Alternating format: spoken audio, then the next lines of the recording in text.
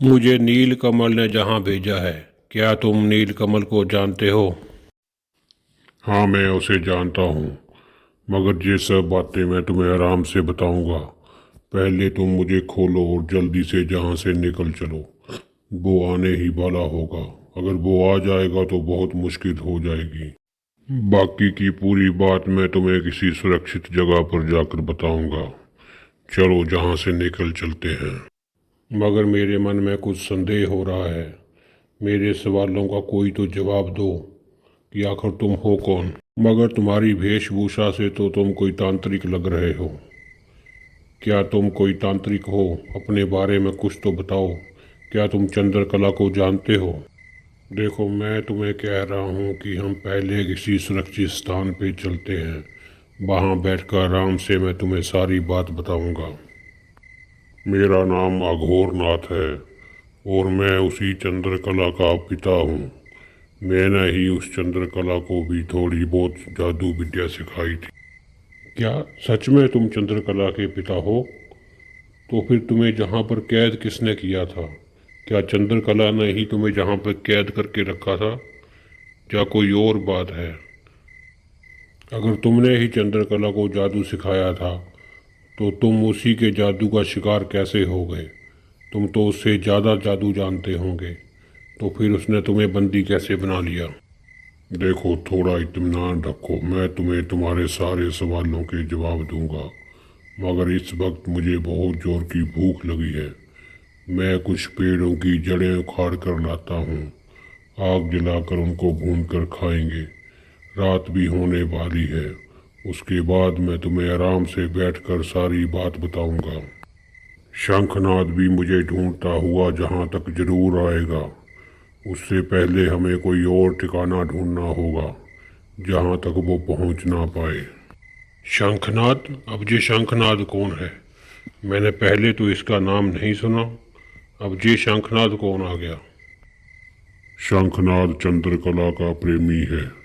उसी के प्रेम में फंसकर वो जहाँ तक आ गई थी। उसने घर परिवार सब छोड़ दिया था।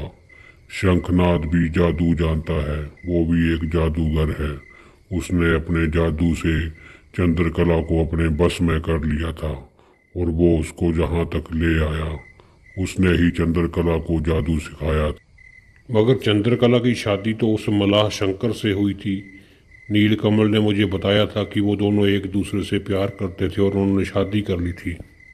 हाँ, दरअसल शंखनाद सिद्धियां प्राप्त करने के लिए पहाड़ों पर चला गया था और चंद्रकला को लगा कि शायद उसने मुझे धोखा दे दिया है। इसलिए अकेला जहाँ रहने की बजाय उसने शंकर को अपने प्रेम जाल में फंसाकर उससे शादी कर ली और उससे दो बच्चियां हुई। और बाद में जब शंखनाद लौट आया तो उसने शंकर को मार डाला। शंखनाद ने बहुत सी सिद्धियां प्राप्त कर ली थी।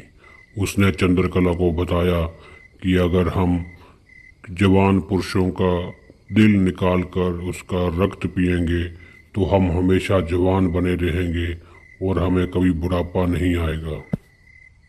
हमेशा जवान बने रहने की चाहत ने चंद्रकला को इस कदर पागल कर दिया था कि वो नए नए पुरुषों को अपने प्रेम जाल में फंसाती और शंखनाद उन पुरुषों को मारकर उनका दिल निकाल लेता और दोनों उनका रक्त पीते थे। देखो, अभी मुझे बहुत जोर की भूख लगी है। मैं जंगल से कुछ जड़ें और कंदमूल निकाल कर लाता हूँ। उसको भून कर खाएंगे और उसके बाद मैं तुम्हें बाकी सारी बात आराम से बताऊंगा। तुम यहीं बैठकर मेरा इंतजार करो, मैं अभी आता हूँ।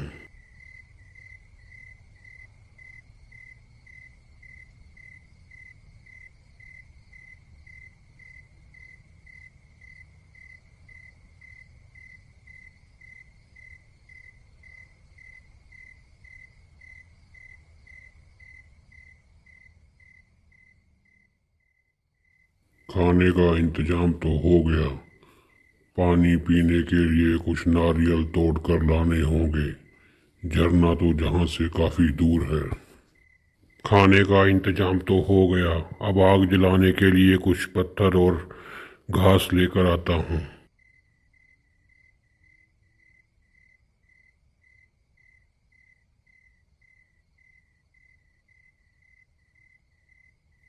लो आ गए पत्थर। इन पत्थरों को रगड़ कर हम आग जलाएंगे। हमारे गुरुजी हमें बताया करते थे कि जंगल में आग कैसे जलाई जाती है। सुबह होते ही हमें नीलकमल के पास जाना है। उसको तुम्हारी ज़रूरत है। क्या तुम उसको ठीक कर सकते हो? हाँ, मैं अपनी तरफ से पूरी कोशिश करूँगा कि उसको उसका पहले जैसा शरीर वापस मिल जाए। चलो फिलहाल रात बहुत हो गई है। अब जंगल के दूसरे कोने में जाकर कहीं सुरक्षित जगह पे आराम करते हैं। थोड़ी देर सोने के बाद सुबह जल्दी ही हम समंदर की तरफ निकल जाएंगे। ये जगह काफ़ी घनी है और ये मुझे सुरक्षित भी लग रही है। शंखनाद शायद जहाँ तक नहीं पहुँच पाएगा। आज हम यहीं भी आराम कर।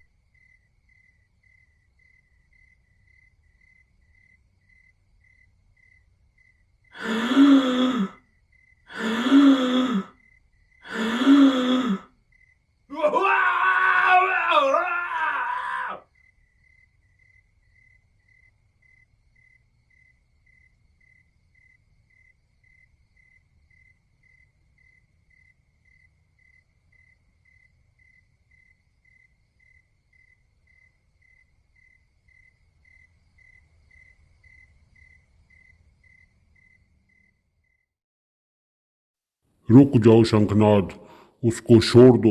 उसमें इसका कोई कसूर नहीं है। मैं तुम्हें कह रहा हूँ कि रुक जाओ। मैं तुम्हें आखिरी चेतावनी दे रहा हूँ, रुक जाओ।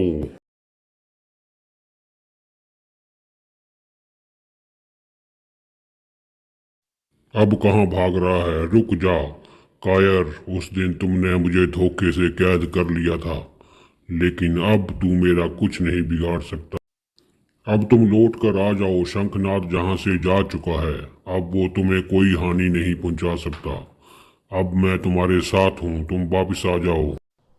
आखिरी बार मैं नीलकमल को यहीं मिला था। इन्हीं पत्थरों पर बैठकर उसने मुझे सारी बात बताई थी। वो एक दिन में एक बार जरूर जहाँ पर आती है, ऐसा उसने मुझे बताया था। इसलिए हमें यहीं पर बैठकर उसका इंतज़ार करना होगा। पता नहीं वो कब आएगी, मगर वो आएगी जरूर। रात को शंखनाद के हमले के बाद मैं तो बुरी तरह घबरा गया था। मेरी आंखें हर वक्त यहीं इधर उधर देख रही थी कि वो कहीं फिर से मुड़ के ना आ जाए। हमें जहाँ पर बैठे बैठे दोपहर हो गई, मगर नीलकमल तो आई नहीं। पता नहीं वो आएगी भी कि नहीं आएगी। नहीं नहीं, तुम फिक्र मत करो। नीलकमल ने मुझे बताया था कि वो दिन में एक बार जहाँ पर ज़रूर आती है। वो कभी भी किसी भी समय जहाँ पर आएगी, लेकिन आएगी ज़रूर। मगर अभी तो शाम होने वाली है, वो तो कहीं दिखाई नहीं दे रही। मुझे लगता है कि आज वो नहीं आएगी। हमें अपने रहने के लिए कोई और स्थान देखना होगा जहाँ पर हम सुरक्षित नहीं हैं। अरे देखो देखो, वो आ रही है। मैंने अभी उसकी एक झलक देखी है। वो पानी के ऊपर आई थी। वो इसी तरफ आ रही है। थोड़ा और इंतज़ार करो, वो आती ही होगी। वो देखो सामने वो नीलकमल है। वो साफ जल में साफ साफ नज़र आ रही है। वो इसी तरफ आ रही है। हमें थोड़ा ध्यान रखना होगा, कहीं तुम्हें देखकर वो घबरा ना जाए और कहीं वापस मुड़ के ना चली जाए। आओ आओ नीलकमल, मेरे बच्चे घबराओ मत। जहाँ आओ। मैं तुम्हें कोई नुकसान पहुँचाने नहीं आया हूँ, बल्कि मैं तुम्हारा नाना अघोरनाथ हूँ। मैं तुम्हारी मदद के लिए जहाँ पर आया हूँ। नाना? मेरा तो कोई नाना नहीं है। माँ ने तो कहा था कि हमारे नाना नानी बचपन में ही गुजर गए थे और पिताजी भी हमें छोड़कर चले गए। हमारा तो कोई रिश्तेदार नहीं है, तो आप हमारे नाना कहाँ से हो गए? अरे नहीं बेटा, चंद्रकला ने तुम्हें सब कुछ झूठ बताया था। वो हमेशा जवान रहने की ख्वाहिश में इतनी अंधी हो गई थी कि वो अपने सारे रिश्ते नाते भूल कर जहाँ पर शंखनाद के साथ रहने आ गई थी। मगर मैं तुम्हारी बातों पे भरोसा नहीं कर सकती। हो सकता है तुम भी किसी षड्यंत्र के तहत यहाँ पर आए हो और हमें जहाँ से निकालने की बजाय किसी और मुसीबत में डालकर चले जाओगे। नहीं नहीं बेटा, मेरी बात का यकीन करो, मैं तुम्हें कोई नुकसान नहीं पहुंचाऊंगा। अच्छा चलो, अगर मैं तुम्हें पहले जैसा बना दूं तब तो तुम मेरी बात का विश्वास करोगी कि नहीं? क्या क्या सच में आप मुझे मेरा पहले जैसा शरीर वापस कर सकते हो? हाँ बिल्कुल, मैं तुम्हें तुम्हारा पहले वाला शरीर वापस दे दूंगा। और वैसे भी मेरी बातों पे भरोसा करने के अलावा तुम्हारे पास कोई चारा भी तो नहीं है। अगर तुम चाहती हो कि तुम्हें इस नर्क की जिंदगी से छुटकारा मिल सके तो तुम्हें मेरी बातों पे भरोसा करना होगा बेटा। अब शाम भी होने वाली है, तुम जल्दी से सुवर्ण को जहां बुला लो ताकि मैं तुम दोनों को एक साथ ठीक कर सकूं। ठीक है, मैं कोशिश करती हूँ। सुवर्ण, सुवर्ण, तुम कहाँ हो? जहाँ आओ, देखो ये लोग तुम्हें कोई नुकसान नहीं पहुँचाएंगे। सुवर्ण, मेरी बात सुन रहे हो? तुम जहाँ आ जाओ। वैसे तो सुवर्ण मेरी आवाज़ नहीं सुन सकता, मगर दिन में एक दो बार वो मुझसे मिलने ज़रूर आता है, और आज सुबह से मैंने उसे नहीं देखा है, इसलिए वो अभी ज़रूर आएगा। वो देखो, वो सुवर्ण आ रहा है। तुम दोनों जाकर उन पत्थरों के पीछे छुप जाओ। तुम्हें देखकर कहीं वो गुस्से में आ जाएगा और वो फिर किसी की बात नहीं सुनेगा। मैं उसे अपनी बातों में उलझा के रखूँगी। तुम लोग वहाँ पत्थरों के पीछे बैठ जाओ। ठीक है, हम लोग उन पत्थरों के पीछे बैठकर मंत्रों का उच्चारण करेंगे। जब तक मैं बाहर ना आ जाऊं तुम उसे अपनी बातों में उलझा कर रखना, तभी वो ठीक हो पाएगा।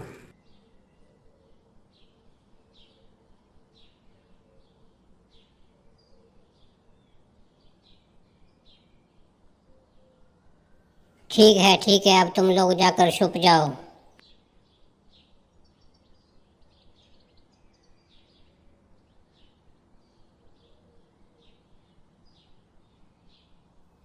तुम कहाँ थे? आज सुबह से ही तुम मुझे दिखाई नहीं दिए। तुम्हें पता है मैंने तुम्हें कितना याद किया। मुझे तो घबराहट हो रही थी कि कहीं कुछ अनर्थ ना हो गया हो। देखो, मुझे पता है कि तुम मेरी बात नहीं सुन सकते हो, मगर बहुत जल्द हम पहले की तरह एक दूसरे को सुन सकेंगे, महसूस कर सकेंगे। अब हमें बहुत जल्द इस नर्क भरी जिंदगी से छुटकारा मिलने वाला है, और हम पहले की तरह फिर से अपने पुराने शरीर प्राप्त कर ओम पाएंगे। हलीम क्लीम भूम भूम भट्ट। ओम हलीम क्लीम भूम भूम भट्ट। ओम हलीम क्लीम भूम भूम भट्ट। सुवर्ण, सुवर्ण, ध्यान से देखा कहीं चोट ना लग जाए। आराम से सुवर्ण, ध्यान से देखो, देखो हमें हमारा पुराना शरीर वापस मिल गया है। सुवर्ण, देखो देखो हमें। सुवर्ण, तुम ठीक तो हो? तुम्हें चोट तो नहीं लगी? उठो, देखो सुवर्ण, उठो। अब हमारी ज़िंदगी फिर से बदल चुकी है। सुवर्ण, देखो हमें हमारा पुराना शरीर फिर से वापस मिल गया है। उठो उठो स्वर्ण, देखो। आप जो भी हैं मुझे नहीं पता, लेकिन मेरे लिए भगवान की तरह हैं। आपने मुझे इस नरक जैसे जीवन से मुक्ति दिलाई है। मैं ये एहसान जिंदगी भर नहीं भूल सकता हूँ। नहीं नहीं, आप हाथ ना जोड़ें। इसमें एहसान की कोई बात नहीं है। ये तो मेरा फर्ज था और मुझे खुशी है कि मैं आपके किसी काम आ सका। और हाँ सुनो, ये सब बातें हम बाद में करेंगे। अभी हमें जल्द से जल्द यहाँ से निकलना होगा, क्योंकि रात होने वाली है। रात होने से पहले हमें कोई सुरक्षित ठिकाना ढूंढना होगा, क्योंकि शंखनाद हमारे पीछे जरूर आएगा। और अभी तक तो चंद्रकला को भी पता लग गया होगा, वो भी हमें ढूंढती हुई जहाँ जरूर आएगी। चलो जल्दी से जल्दी जहाँ से निकल चलते हैं, रात होने वाली है। कुछ खाने का भी इंतजाम करना होगा, क्योंकि जंगल में कुछ खाने को नहीं मिलेगा।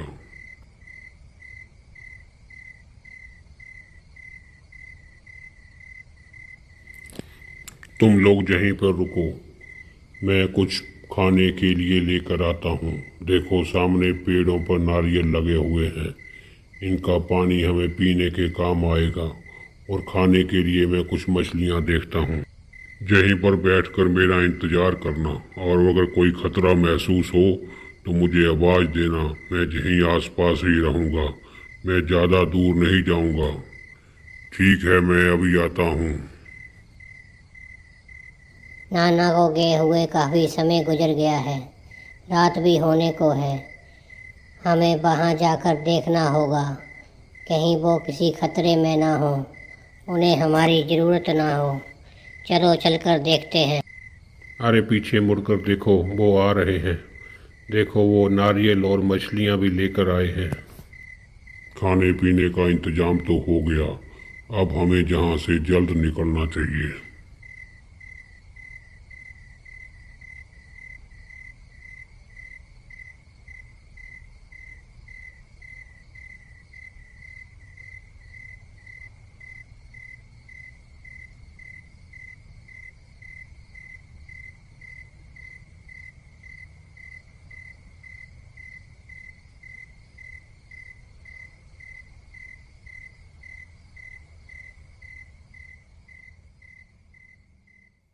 सुनो, ये जंगल काफ़ी घना है और मुझे लगता है ये हमारे लिए काफ़ी सुरक्षित जगह है। हमें यहीं पर रुकना चाहिए। देखो, हमें आज की रात यहीं रहना चाहिए। सुबह होते ही हम आगे के बारे में सोचेंगे कि आगे क्या करना है। अभी मछली पकाने के लिए कुछ लकड़ियों का और घास का इंतजाम करना पड़ेगा। आग जलाने के लिए पत्थर भी चाहिए होंगे। मैं जाकर कुछ पत्थर लेकर आता हूँ। आग जलाकर मछलियाँ पकाएंगे, बहुत भूख लग रही है। हाँ, भूख तो हमें भी बहुत जोर की लग रही है। बहुत दिनों के बाद कुछ इंसानी खाना खाने को मिलेगा।